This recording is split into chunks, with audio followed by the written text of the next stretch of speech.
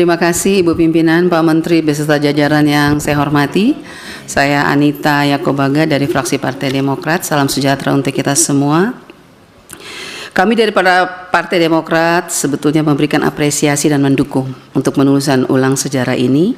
Namun kami berharap penulisan ulang sejarah Indonesia ini harus mengutamakan keadilan, kebenaran, dan rekonsiliasi. Bukan hanya sekedar mengubah versi, tetapi membangun kesadaran kritis bangsa Indonesia di masa yang akan datang.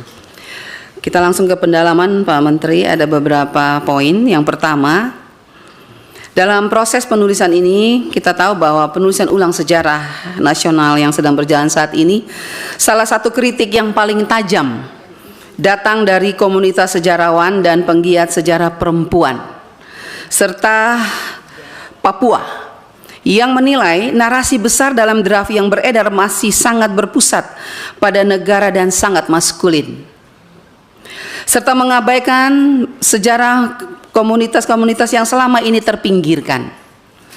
Kita tahu bahwa sejarah perempuan di Indonesia tidak pernah tunggal.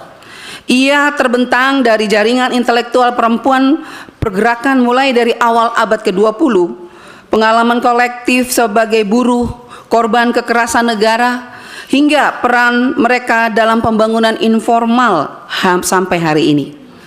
Begitu juga dengan sejarah Papua yang secara geopolitik dan budaya sangat kompleks, tetapi seringkali hanya diposisikan sebagai objek integrasi nasional.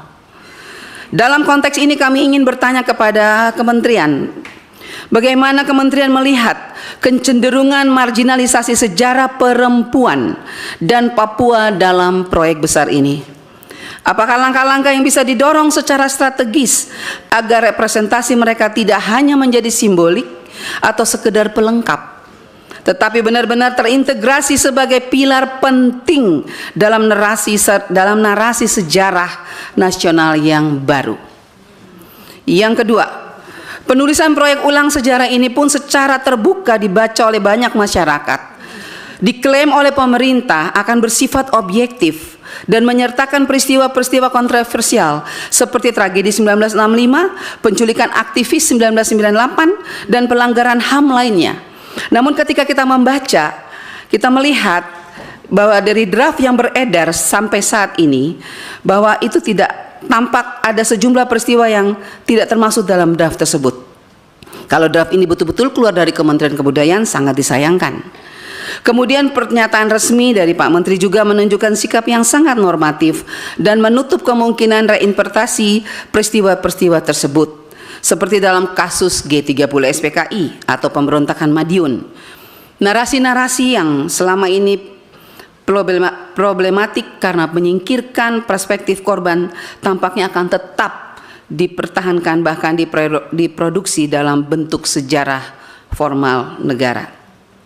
Dalam situasi seperti ini, Pak Menteri, kami Partai Demokrat bertanya, apakah perlu dibentuk mekanisme pengawasan dari masyarakat sipil untuk memastikan bahwa sejarah yang akan ditulis bukan sekedar cermin kepentingan kekuasaan, melainkan benar-benar menjadi ruang kebenaran yang berpihak pada keadilan dan keberagaman.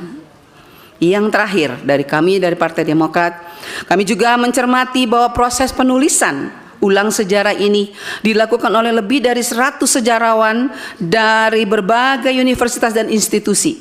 Namun belum jelas sejauh mana keterlibatan masyarakat sipil, komunitas korban maupun generasi muda dalam proses perumusannya. Mengingat hal ini adalah proyek sejarah resmi yang akan menjadi rujukan pendidikan nasional dan arsip kolektif bangsa. Transparansi dan partisipasi publik menjadi sangat penting untuk mencegah dominasi narasi tunggal. Mari kita belajar dari negara-negara lain seperti Jerman dan Afrika Selatan. Keterbukaan dalam menulis sejarah masa lalu yang penuh luka merupakan bagian integral dari rekonsiliasi nasional yang jujur dan mendalam.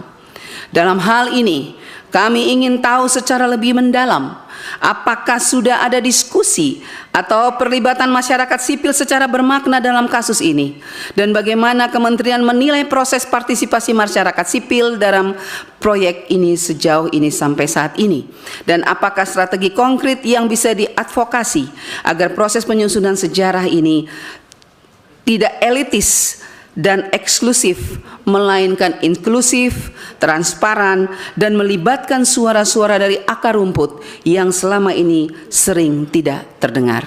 Demikian pimpinan. Makasih, harapan rakyat, perjuangan Demokrat. Terima kasih. Luar biasa, Bu Anita.